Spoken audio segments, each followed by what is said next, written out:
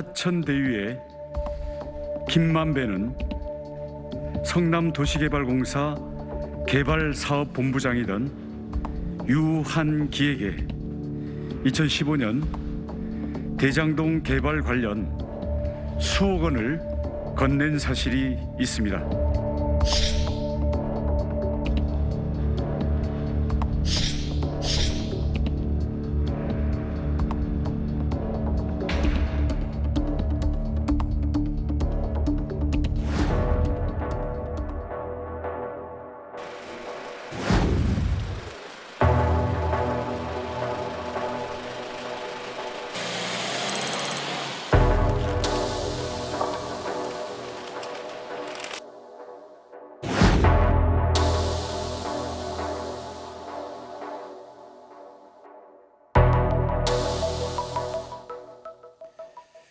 말씀드린 대로 유한기 전 성남도시개발공사 본부장의 갑작스러운 사망 소식, 검찰 수사에는 어떤 영향을 미칠지, 과연 사실관계, 우리가 원하는 진실은 그대로 묻히는 건지 앞으로 수사를 통해서 혹은 특검을 통해서 밝혀질 수 있는지 김성훈 변호사, SBS의 임찬종 법조팀 기자와 함께 이야기를 나눠보도록 하겠습니다. 어서 오십시오. 안녕하세요. 임찬종 기자 먼저 네. 오늘 아침에 몇 시쯤에 처음에 보도가 됐죠? 대략? 보도는 이제 아침 뉴스 한 6시 정도부터 됐고요. 한 4시 좀 넘어서 사망한 것이 발견된 걸로 알려지고 있습니다. 예. 가족들이 먼저 실종 신고를 한 겁니까? 예, 가족들이 이제 유서로 추정되는 이제 문건을 남기고 나갔다고 실종 신고를 했고, 또 그와 별도로 이제 일산 근처의 한 아파트 화단에서 이제 어떤 사람이 숨져 있는 걸로 보이는 사람이 발견됐다라는 신고가 또 경찰에 접수가 돼가지고 그걸 신원 확인해 보니까 이제 유한기 전 본부장으로 확인된 겁니다. 유한기 전 본부장이 대장동 개발 사업 특혜 의혹과 관련해서 검찰이 수사할 때 구속된 유동규 전 본부장과 함께 핵심 피의자였습니까? 어떤 역할을 했고 어떤 혐의를 받고 있는 거죠? 유한기 전 본부장이? 그러니까 이제 유한기 전 본부장 같은 경우에는요, 이제 그 유동규 전 본부장하고는 조금 결이 다른데요. 네. 유동규 전 본부장 같은 경우는 이제 화천대유, 이제 대장동 특혜 관련해서 직접적으로 그러니까 특혜 관련된 설계와 모든 거에 개입이 된 인물로 보이고, 근데 현재 이제 유한기 전 본부장 같은 경우에 두 가지 혐의를 받고 있습니다. 네. 하나는 이제 화천대유 측으로부터 이제 그 인허가 관련해 가지고 환경 영향 평가 로비 명목으로 2억 원을 수수한 혐의. 네. 또 하나는 이제 더 사실 관심이 많이 받았던 건데, 이제 황무성 성남도시개발공사 당시 사장을 물러나라고 사퇴 압박을 한 이런 그런 목소리가 들어간 그 음성 파일이 공개가 되면서, 녹음 파일이 공개되면서 이 황무성 당시 성남도시개발공사 사장의 사퇴를 압박한 혐의, 이 두 가지를 받고 있었습니다. 다음 주가 영장 심사였던 겁니까? 14일이 영장 심사였습니다. 김성훈 변호사님은 이 대장동 개발 사업 특혜 의혹 저와 함께 상당히 여러 차례 이야기를 나누는데 말이죠. 유한기 전 본부장 사망 소식은 많은 분들에게, 시청자분들에게도 상당한 충격이었어요. 네, 충격이자 굉장한 비극이고요. 예. 오늘 이루어진 이 비극은 지난 수사 결과와 과정, 이 모든 부분에 있어서의 문제점, 그 비극이 잉태한 것이 아닌가 하는 생각이 듭니다. 사실 이 사건에 있어서 유한기 전 본부장 굉장히 중요한 역할을 하고 있고요. 이 사건에 있어서 큰 어떤 줄기 중에 하나가 당시에 이제 민간업자들이 어떻게 이렇게 이익이 될 수 있도록 설계와 선정 과정에 자신들이 직접적으로 간접적으로 개입했느냐는 부분이고, 지금까지는 구속 기소된 사람이 성남도시개발공사 차원에서는 유동규 전 본부장으로 한정되어 있습니다. 그렇다면 우리가 계속 던졌던 질문은 유동규 전 본부장이 도대체 어떤 사람이길래 갑자기 이렇게 사장의 모든 권한을 대행해가지고 수조 원짜리 사업을 좌지우지할 수 있었는가? 가 궁금했을 것이고, 그 배경에는 황 전 사장의 사퇴라는 게 있었죠. 네. 그리고 바로 황 전 사장의 사퇴를 종용한 내용이 녹취록상 직접 등장한 사람이 바로 오늘 사망하신 이제 유한기 전 본부장입니다. 그렇다면은 이 사퇴의 압력이 결국은 이 민간업자들과 이 공적인 영역들이 결합하는 데 있어가지고 어떤 정치적인 힘을 작용했는지를 밝힐 수 있는 굉장히 중요한 당사자이자 또 참고인이라고 할 수 있는 사람이었는데요. 이 부분에 있어가지고 굉장히 중요한 수사들이 이루어지지 않고, 그러면서도 압박감이 높아지는 상황에서 결국은 극단적인 선택을 통해서 오늘 비극일 뿐만 아니라 앞으로의 수사에 있어서도 굉장히 부정적인 영향을 미칠 수 있다는 점에서 굉장히 큰 이제 비극이라고 할 수밖에 없습니다. 유한기 전 본부장이 영장 심사를 통해서 구속된다고 한다면 검찰의 그다음 수사 수순은 유한기 전 본부장, 유동규 전 본부장의 윗선으로 가는 그런 수사 였을까요? 네, 당연히 그럴 것이라고 생각합니다. 지금 2억 원의 뇌물수수 이거와 관련돼서는 사실 사실관계가 굉장히 간단합니다. 어찌 보면 수수를 했는지 여부에 대한 확인, 그리고 한강 환경영향청에 관련된 영향력을 행사했는지 그 부분만 밝히면은 굉장히 간단한 것이죠. 하지만 더 중요한 거는 당시에 황 사장한테 시장님의 지시 혹은 시장실과 의사다. 사퇴를 하라고 종용한 거에 있어서 정말 성남시와 성남시장과 그러한 교류가 있었는지 그런 것들이 있었는지는 굉장히 중요한 부분인데 영장에는 적시는 안 됐지만은 결국 구속 이후에 이 부분에 대한 수사가 더 강도 높게 벌어졌을 가능성이 있고 거기에 따라 가지고 지금까지 녹취록으로만 제시됐던 것들이 얼마나 객관적인 사실과 부합하는 것인지가 드러날 수 있었던 이런 상황이었습니다. 네, 지금 화면에 나오는 건 유동규 전 본부장의 모습이고 말이죠. 네. 검찰에서는 유한기 전 본부장의 갑작스러운 사망 소식에 어떤 반응입니까? 혹시 뭐 검찰이 과잉 수사한 것 아니냐 또 이런 의문이 제기가 될 수도 있는 건데 네, 말이죠. 검찰에서는 굉장히 뭐 불행하게 생각하고 이제 고인의 명복을 빈다는 이제 원론적인 입장을 내놨고요. 다만 이제 일단 이 수사와 관련해서 현재까지 뭐 이렇게 증거로 확인된 과잉 수사 논란이나 이런 게 불거진 것 같지는 않습니다. 왜냐하면 여태 뭐 이렇게 이 사건 관련해서 오히려 이제 검찰의 대장동 수사팀은 지금까지 수사 의지가 좀 적은 거 아니냐, 수사를 너무 이제 빠르게 진척시키지 않는 거 아니냐 이런 비판을 주로 받아왔기 때문인지 그 때문인지 아마 반대로 거꾸로 이런 경우에 있어서는 뭐 과잉 수사 논란 같은 거는 이제 크게 불거지는 않지만 뭐 하지만 이건 아직 시간이 좀 남았으니까 또 어떤 일이 있었는지 저희가 다 알 수 없기 때문에 좀 지켜봐야 될 것 같습니다. 근데 하지만 네. 그러면 과잉 수사 여부와 상관없이 네. 유한기 전 본부장 입장에서는 이제 굉장히 어떻게 보면은 좀 이 아까 말씀드렸던 그 황무성 전 사장 사퇴 압박과 관련해서 좀 코너에 몰릴 수밖에 없는 상황이었습니다. 아, 그래요? 그러니까 왜냐하면은 그 이게 영장에는 적시가 안 됐다면서요? 영장은 또? 적시가 안 예. 됐지만 고발이 돼가지고 현재 검찰에서 지금 수사를 하고 있고요.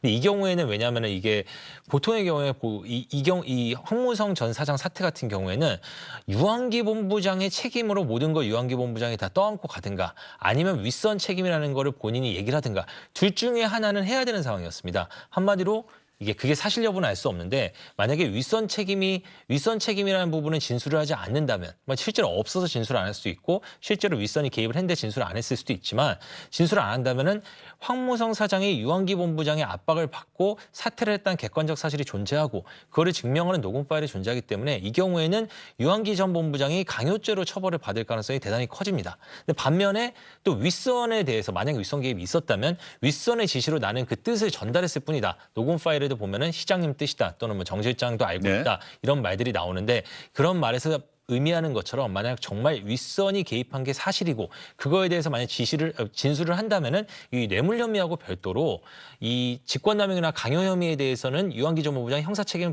덜게 됩니다. 없어지게 됩니다. 반면 그렇기 때문에 본인의 형사 책임을 면하기 위해서는 만약에 윗선 개입이 정말로 있다면은 윗선을 진술할 수밖에 없었던 상황입니다. 네. 그렇기 때문에 둘 중에 하나를 골라야 되는 상황일 수밖에 없기 때문에 이런 상황에서는 굉장히 심리적 부담감이 크지 않았을까 이렇게 추측되고 있습니다. 임찬용 기자가 지금 이야기한 것처럼 심리적 부담감이 대단히 컸을 것이다. 김성 변호사님이 이런저런 사건의 변호 경험이 많으실 텐데 말이죠. 정말 피의자들이 갖는 심적인 부담, 혹시 이러다가 내가 모든 걸 다 뒤집어 쓰는 것 아닌가 하는 걱정. 그런데 과연 내가 누군가 다른 뭐 윗선이 있다고 한다면 그 윗선을 내가 검찰에 나가서 다 얘기할 수 있을 것인가? 얘기해도 괜찮은 것인가? 뭐 이런 부담감을 토로하는 경우가 있었습니까? 어떻습니까? 굉장히 많습니다. 예. 그리고 이제 그게 피를 말린다고 하죠. 네. 차라리 이제 빠르게 수사를 하고 신병도 확보하고 관련된 자료들에 해서 수사의 진척이 빠르게 이루어진다면은 수사의 진척이 빠르게 이루어진다는 거는 혐의 사실이 그러면 누구 있는지 아닌지 명확하게 결론을 내려주는 것이죠. 그렇게 된다면 오히려 낫지만은 지금 우리 유한기 본부장 그 녹취록에 나오고 이야기 나온 지 거의 한 달 반이 넘은 걸로 제가 알고 있습니다. 그 과정에서 수차례 소환 조사를 하면서 이 부분에 대해서 어떻게 수사를 정리하고 그 다른 사람들, 예를 들어서 지금 언급이 됐던 정 실장이라든지 이런 사람들에 대한 수사나 이런 것들이 이루어지지 않은 상태에서 마치 무언가를 기다리듯이 계속 유한기 전 본부장만 수사가 이루어지다가 결국은 신병 확보까지 되려는 상황에 이르게 되니까 이 부분에 있어서 그러한 고통과 압박감이 최대화 이제 극대화됐다라고 저는 생각을 합니다. 차라리 초기에 빠르게 이 부분에 대해서 확인을 하고 네. 이 진실에 대한 규명을 유한기 전 본부장의 입뿐만이 아니라 관련된 모든 사람을 통해서 빠르게 조사를 하고 정리를 했다면은 유 본부장의 부담감은 줄어들 수밖에 없었겠죠. 그런 부분들을 계속 피하면서 전국적으로 이번에 영장 청구를 하면서 영장 범죄 사실에서 빼면서 마치 선택을 강요하는 듯한 이제 그런 압박감을 받지 않았을까 이런 생각이 듭니다. 뇌물 혐의만 영장에 적시를 하고 황무성 전 사장 사퇴 촉구, 강요 이 부분 영장에서 빼서 검찰이 이 부분만 인정을 해라. 뭐 이렇게 받아들여질 수도 있었다. 스스로 그렇게 받아들였을 수도 있고요. 예. 그게 오해일 수도 있지만은 어찌 보면 이 사건 전반에서 제일 중요한 부분인 황 사장 사퇴와 관련돼 가지고 전국적으로는 녹취록이 나오고 수사도 소환도 여러 차례가 됐는데 검찰에서 이 당사자 두 사람 황 사장과 유 본부장 외에 다른 사람들에 대한 수사나 관련된 내용이 없이 계속 이 부분에 대해서 기소를 할 것처럼 혹은 안 할 것처럼 하는 이 모든 과정들, 이 과정들이 범죄 혐의에 대한 것도 그렇지만 이 사건이 가지고 있는 정치적 함의에 있어서 굉장히 중요한 거기 때문에 극도의 압박감을 느낄 수밖에 없지 않았을까 그렇게 생각합니다. 국민적 관심이 큰 대형 의혹 사건과 관련해서 검찰이 수사를 할 때 어떤 피의자의 신병을 확보하는 것, 그게 영장을 청구해서 구속시키고 그런 상태에서 조사라는 것이 필요한데 이번 경우에는 검찰이 조금 제때 신속하게 수사를 하지 못한 그런 부분도 일정 부분 영향을 미쳤을까요? 저는 상당한 영향을 미쳤다고 생각을 하고요. 유 본부장께서 말씀하셨던 것처럼 이제 여기에 대해서 정말로 이제 황 사장의 입장을 고려해가지고 자기가 그냥 한 말에 불과하다면은 그것이 만약 사실이라면은 그것이 전후 상하를 확인을 해가지고 맞는지를 확인해서 그 무고함을 밝혀서 수사를 빨리 끝냈어야 하고요. 그게 아니라면 그 윗선들에 대해서 조사를 해가지고 그 사람들 빨리 직권남용으로 입건하고 수사를 해서 진행을 해서 결국은 만약 그 윗선이 있다면은 유 전 본부장으로서는 사실은 큰 역할을 한 게 아닙니다. 메시지만 전달한 것에 불과하죠. 네. 그리고 하급자이고 직권남용에 있어서는 직권이 없기 때문에 무혐의란 말입니다. 그렇게 어느 방향이든 빠르게 정리를 해줬어야 하는데 마치 정치적인 의미를 고려해서인지 수사를 멈춘 상태에서 다른 수사 혐의, 다른 혐의점으로 계속 압박을 가하고 영장까지 청구를 한다는 것은 당사자로서는 이 메시지를 굉장히 오해하거나 이 메시지에 대해서 굉장히 큰 압박을 느낄 수밖에 없는 그런 것이 아닐까라고 생각합니다. 네, 김성훈 변호사님 말씀 듣고 많은 시청자분들이 참 이해를 하실 것 같은데 말이죠. 그러면 조금 전에 황무성 전 사장과 유한기 전 본부장 관련해서 컴퓨터 그래픽으로 이런저런 이야기가 좀 많이 나갔었는데 말이죠. 황무성 전 사장이 자신의 사퇴 과정에서 있었던 사퇴를 종용했던 사람이 유한기 전 본부장이다라고 이야기하는 그 내용 여러분과 함께 다시 한번 공유하도록 하겠습니다.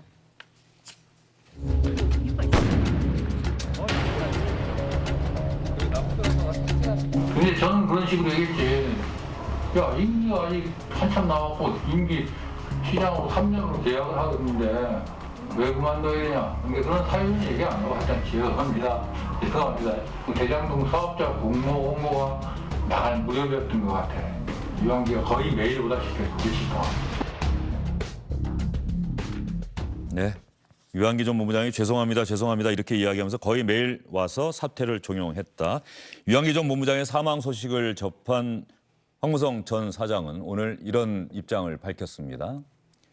극단적인 선택을 할 정도는 아니지 않습니까? 모든 것을 다 저질러 놓고도 내가 뭘 잘못했느냐는 사람도 있는데 자기가 뭘 그렇게 잘못했다고 죽습니까? 유한기 전 본부장 그 사람은 시키는 대로 한 것밖에 없습니다. 유한기 전 본부장은 계속 유동규 전 본부장 밑에서 일했습니다. 사퇴, 압박 등 모두 유동규 전 본부장에게 지시를 받았을 것입니다. 연합뉴스와의 인터뷰에서 이런 이야기를 했습니다. 임찬종 기자, 네. 검찰은 그러면 유한기 전 본부장에 대한 수사는 이제 할 수가 없는 상황이 돼버렸어요. 그런데 그 뇌물 수사 부분은 당연히 이제 할 수가 없는 상황이 됐고요. 예. 왜냐하면 그 경우에는 이제 피의자가 유한기 전 본부장이었기 때문에 피의자가 사망할 경우 더 이상 수사를 할 수가 없게 됐고요. 다만 이 직권남용 부분, 이제 사퇴 압박 부분은 네. 만약 그것이 정말 윗선이 개입했는지 여부에 대해서 아직 드러난 바가 없지만 만약에 지금 고발 자체가 직권남용이라는 혐의 자체가 그렇게 고발장이 들어왔는데 그 고발장 자체가 유한기 본부장이 핵심 피의자가 아니고 어떻게 보면 피의자조차 아니고요. 그 유한기 본부장에게 그 일을 시킨 어떤 사람들이 시켜서 유한기 본부장이 도구적으로 전달만 했을 것이다라는 구도로 지금 고발을 한 것이고 그래서 직권남용 혐의, 직권이 있는 성남시 고위공무원이 그렇게 했을 것이다라고 고발이 된 거기 때문에 그 부분은 수사가 완전히 유한기 전 본부장이 사망했다고 해가지고 그 수사가 끝났다고 볼 수는 없습니다. 다만 핵심 피의자고 이 모든 사실을 알고 있는 연결고리에 있는 인물이 사망했기 때문에 수사가 대단히 어려워진 건 맞습니다. 어떻습니까? 그러면 유동규 전 본부장, 황무성 전 사장이 유동규 전 본부장이 다 시킨 대로 한 것뿐이다. 그러면 이런 부분 과정에서도 유동규 전 본부장을 다시 또 조사를 할 수밖에 없을까요? 네, 당연히 해야 하고요. 예. 특히나 이제 이 녹취록에서 지목이 됐던 시장, 이재명 후보이죠. 그리고 다시 정 실장, 당시 비서실장으로 거론이 됐죠. 이 내용들의 진위 여부에 대해서 적어도 당사자들한테는 당연히 확인해야 하고요. 특히나 정 실장에 관해서는 지금이라도 관련된 수사들이 이루어질 필요가 있습니다. 정진상 그렇습니다. 실장. 예. 왜냐하면은 말씀하신 것처럼 결국은 이 사건의 핵심은 이 녹취록에 나와 있는 것처럼 유한기 이 사망하신 분이 여기에 대해서 이야기를 한 것 자체가 아니라 정말로 그 사람이 말한 것처럼 성난실 차원에서 권력을 이용해가지고 남용해가지고 황 사장을 물러나게 한 것인가. 두 번째, 그렇게 물러나게 한 것이 결과적으로는 황 사장을 제거함으로써 유동규 본부장이 민간업자들과 결탁해가지고 이 정도로 많은 손해를 입히고 또 수익들을 얻을 수 있도록 한 것인가가 핵심이거든요. 이 사건에 있어서 여러 사건 중에 하나가 아니라 가장 중요한 하나의 경동맥 같은 내용입니다. 이 부분에 대해서 지금까지 수개월 동안 수많은 녹취록과 문제 제기가 있었는데 제대로 수사가 안 되다가 이제 와서는 핵심적인 피해자가 또 그 핵심적인 사실이 빠진 영장 청구서를 받고 사망하게 이르게 됐다는 거는 이제라도 이것을 이용해서 이것 때문에 수사 동력이 약해지는 것이 아니라 지금이라도 제대로 이 당사자에게만 모든 압력이 주어진 것이 아닌 그 주변의 다른 언급된 인물들에 대한 수사들을 빠르게 진행해야 하고 더 제대로 해야 한다는 것이 아닐까 저는 그렇게 생각합니다. 알겠습니다. 두 분 말씀 잘 들었고요. 유동규 전 본부장을 누가 임명한 것이냐. 이재명 후보는 국정감사 자리에서 사장에게 임명권이 있었다라고 나중에 해명을 했었는데 황무성 전 사장은 나는 유동규 전 본부장을 형식적으로 임명했을 뿐이다. 이런 입장을 SBS 취재기자에게 전했다고 합니다. 여기까지 여러분께 말씀드리겠습니다. 두 분 수고 많으셨습니다. 주영진의 뉴스 브리핑 시청자 여러분 잠시 후에 다시 돌아오겠습니다. So tell me the truth, even if it hurts me, even if it's ugly, my heart is open. Tell me the truth, without the self-protection, love can mend what's broken in me and 서울 목동 SBS 옥상에 있는 파노라마 카메라로 보이는 전경을 여러분 보고 계십니다. 미세먼지가 많은가요? 한 치 앞도 보이지 않습니다. 텔미 더 트루스, 설사 그 진실이 나를 아프게 한다고 하더라도 그것이 추악하다고 하더라도 나는 마음이 열려 있으니 나에게 진실을 말해줘. 유한기 전 본부장의 갑작스러운 사망 소식에 시청자 여러분 많은 충격을 받으셨을 겁니다. 대장동 개발 사업이 도대체 어떤 사업이길래 조사를 받던 사람이 세상을 떠나야 했을까요? 안타까운 일입니다. 정말로 안타까운 일인데 그럼에도 불구하고 진실은 밝혀져야 되겠다는 생각을 아마 많은 분들이 하셨을 것 같습니다. 검찰이 지금 그 역할을 하고 있는데 검찰이 그 역할을 제대로 해내지 못한다고 한다면 정치권에서 이야기하는 특검을 통해서라도 진실은 반드시 밝혀져야 되겠다. 후보들이 모두 특검 도입을 이야기한 만큼 이제는 민주당과 국민의힘, 여당과 제1야당의 원내 지도부가 신속한 협상을 통해서 특검을 도입해야만이 진실을 밝히겠다는 의지를 국민에게 보여줄 수 있지 않을까 생각됩니다. 주영진의 뉴스 브리핑 오늘은 여기서 인사드리겠습니다. 고맙습니다. tell me the truth, tell me the truth, even if it takes. 안녕하십니까, 주영진입니다. 더 많은 뉴스와 라이브 이벤트를 보고 싶으시다면 화면 오른쪽을 눌러서 구독해 주시기 바랍니다. 저희 SBS 앱을 다운로드 받으시면 뉴스 속보 알림도 받아보실 수 있습니다. 텔레비전으로도 SBS 뉴스, 유튜브로도 SBS 뉴스 잊지 마시기 바랍니다.